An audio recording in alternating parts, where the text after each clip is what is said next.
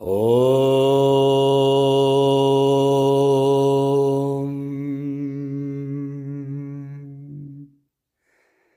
Brahmanandam Paramasukadam Kevalam Jnanamurtim Dvandvatitam Gangana Sadrisham Tattvamasyadilaksham Ekam Nityam Vimalamachalam Sarvadi Sakshibhutam Bhavatitam Trigunarahitam Sadgurum Tam Namami. Dear Seeker of Truth, welcome. This work that we are going to talk about is one of the most sacred dialogues because it happens between two enlightened beings. One is Ashtavakra, the other is King Janaka, which was Ashtavakara's disciple. So in it you will have a glimpse of the instruction of an enlightened being so that you can achieve liberation, and also the vision of how a liberated being stands, acts, what is his experience. So pay attention to these teachings, fill your heart with surrender, devotion, sacredness, because that is the way to enjoy it the most. May it blossom in your heart, may you also find liberation.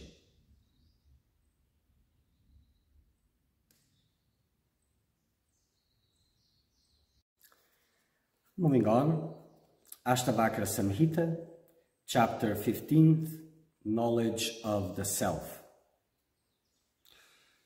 So Ashtavakra continues talking about self-realization and giving his teachings.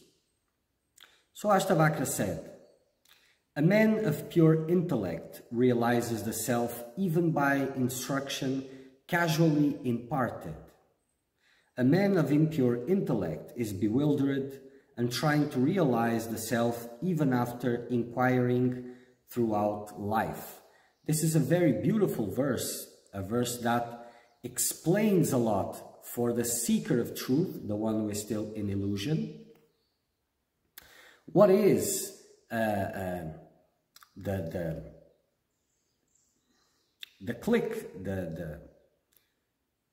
the solution to blindness? What brings self-realization? So, a man of pure intellect realizes the self even by instruction merely imparted, as the one who has not a pure intellect doesn't, even if he spends his whole life. So seekers devote their time, their lives to spiritual practices without understanding this, because it conflicts with other interests. So the purity of the mind, it is what enables, that makes possible self-realization. So it's a tool. So you could say that purity of the intellect brings about self-realization. But they are different mechanisms. The impurity of the intellect doesn't allow self-realization. And to reach the purity of the intellect, all these spiritual disciplines have to be taken as they are given by the Guru in a very serious matter. And only when this is reached, when the purity of the intellect is reached, meaning there's no more tamas, no more rajas, passion,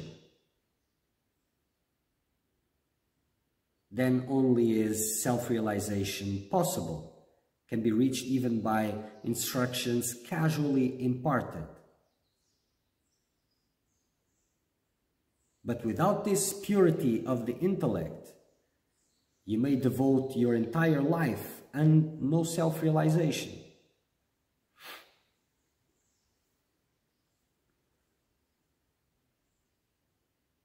So purity of the intellect is the purpose of all these spiritual disciplines and practices.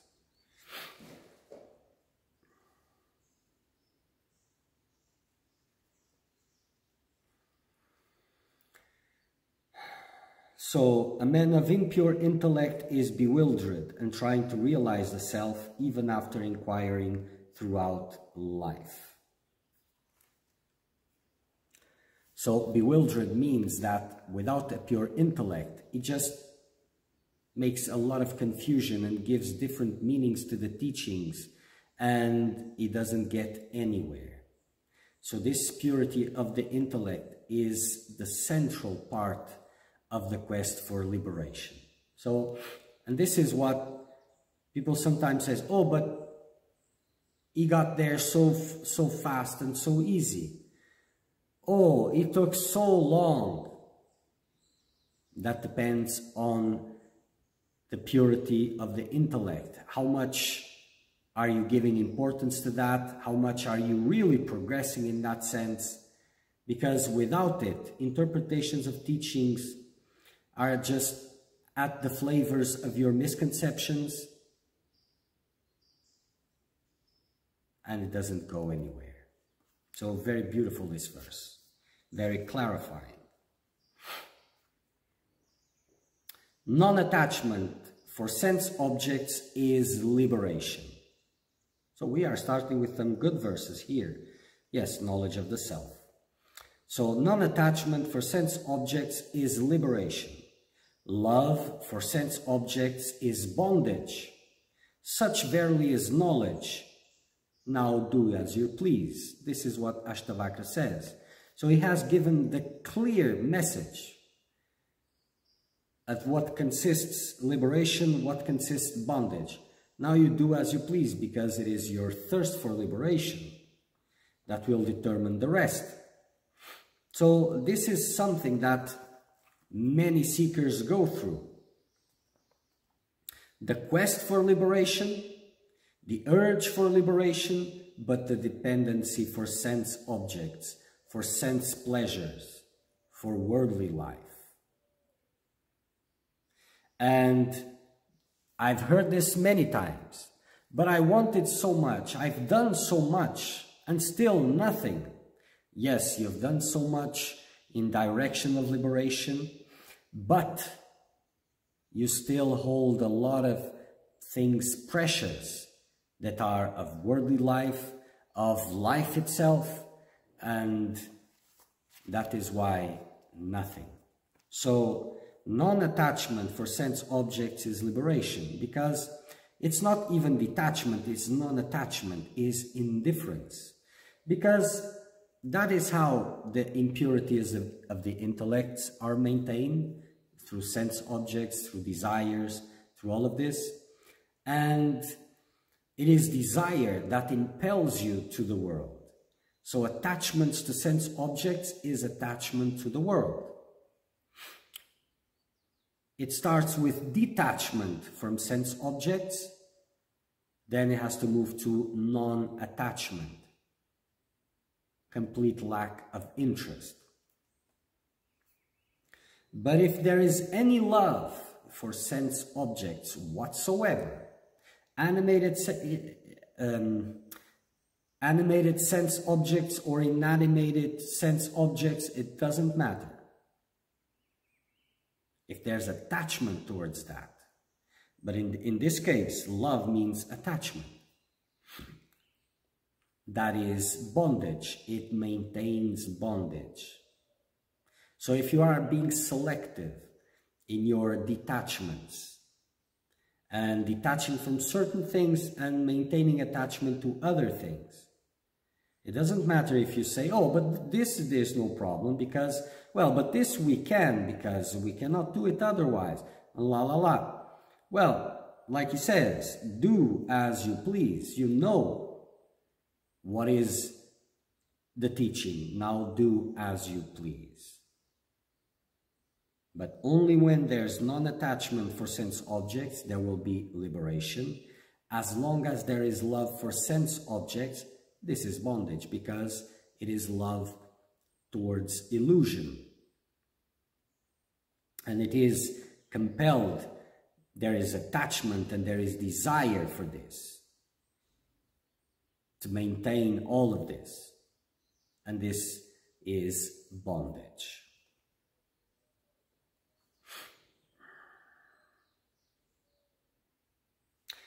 So this knowledge of the truth makes an eloquent, wise, and active person mute, inert, and inactive. Therefore, it is shunned by those who want to enjoy the world. So this is quite easy to understand, and it is very visible. Seekers selecting the teachings and running away from those strict teachings, hard discipline teachings.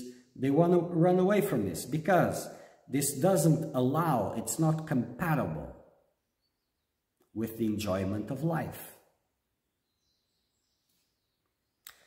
And it is stating here that this knowledge of the truth makes an eloquent, wise, and active person into a mute, inert, and inactive, one that is not investing in the world, interacting with the world. Is silent, is trying to abstract from the world. So the one who wants to enjoy the world cannot accept these teachings because these teachings are taking him away from the world, and he still wants to enjoy the world. But he still has the quest for liberation, that it is disturbing his mind and heart.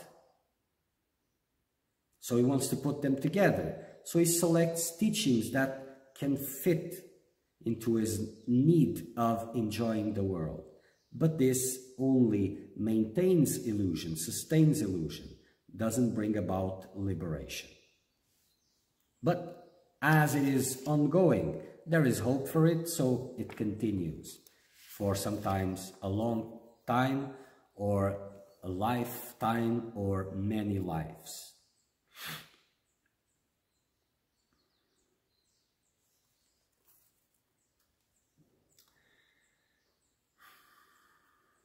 You are not the body, nor is the body yours. You are not the doer, nor the enjoyer. You are consciousness itself, the eternal witness, and free. Go about happily. So understand this, because you are not the body, nor the body is yours. So the actions are not yours, the body are not yours, the needs of the body are not yours. So you don't have to worry about it. But worrying about it has a two-way meaning. Some interpret this so I can do whatever I want. I'm not the body, it doesn't concern me. But this is only impelled by the desire of doing these things and using this interpretation as an excuse. But you can also see it from a better perspective. The needs that are arising are not the body, not mine, so I don't have to satisfy them. You are not the doer nor the enjoyer. So whatever is the need that is arising and the need to satisfy it, it's not mine, because I'm not the doer nor the enjoyer. So why should I waste time with all of that? I can use that time to realize who I really am.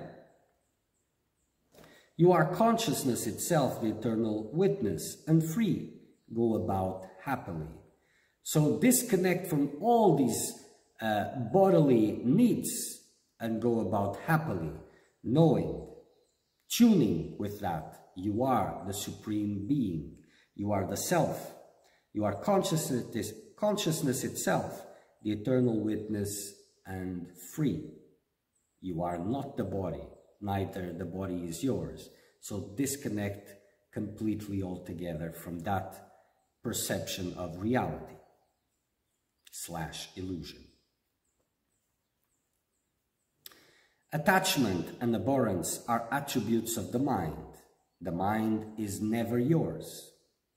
You are intelligence itself, free from conflict and changeless. Go about happily. Again, so Ashtavakra is pinpointing two completely distinct realities.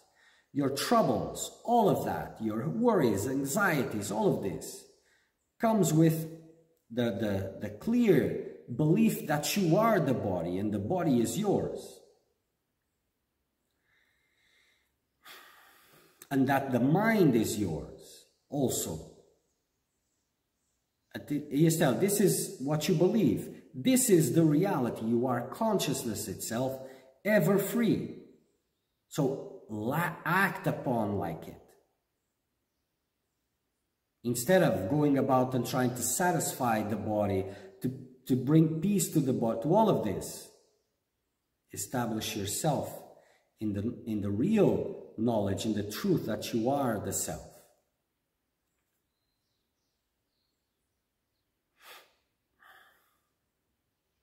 Realizing the self in all and all in the self, free from egoism and free from the sense of mind, be happy.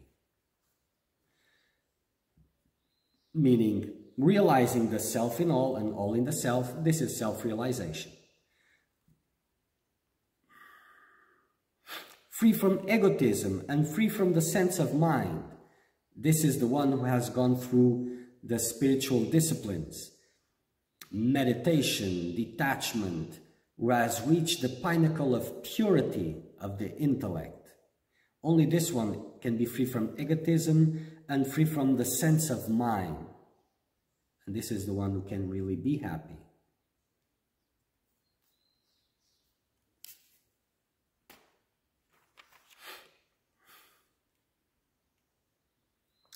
You are indeed that in which the universe manifests itself, like waves on the ocean. O you intelligence, be free from the fever of the mind. So the mind, the fever of the mind, the restlessness of the mind, the capacity or the willingness of being impressed by illusion, these are all fevers of the mind. So instead of identifying with the fevers of the mind, understand, you are indeed that in which the universe manifests itself. You are the whole, you are the self, you are not the mind. So don't believe that you are the mind. Don't give in to those restlessnesses of the mind, those needs of the mind, the interpretations of the mind. You are totality. You are that greatness where the world manifests itself like waves on an ocean. Not that mind. So be free from the fever of the mind. Have faith, my son, have faith. Never confuse yourself in this. You are knowledge itself. You are the Lord and you are the self. You are beyond nature. So faith is needed. Faith in the scriptures, faith in the Guru. It is needed so that you can realize it on yourself, by yourself. But a little faith is implied. But then you will see that these teachings, this is the truth. You are knowledge itself, you are the Lord, you are the self, and you are beyond nature. You have nothing to do with this nature, with that body, with that mind.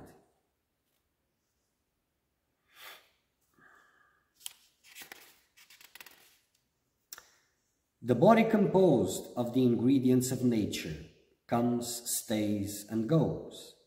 The self neither comes nor goes. Why then do you mourn for it? So you are beyond nature. And the body is composed of ingredients of nature. It comes, stays, and it goes. The self that you really are neither comes nor goes. Only the self exists. So there's nowhere to come nor to go. Why then do you mourn about the body, if it's just illusion and it is not you?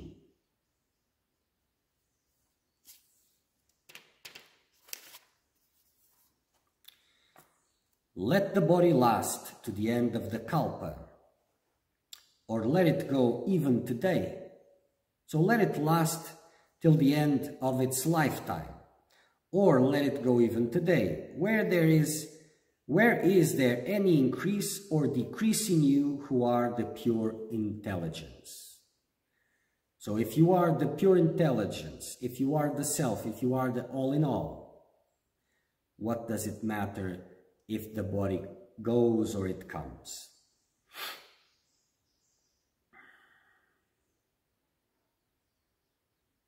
Okay. Om Purnamada Purnamidam Purnat Purnamudachyate Purnasya Purnamadaya Purnameva Vashishyate. Om Shanti Shanti Shanti.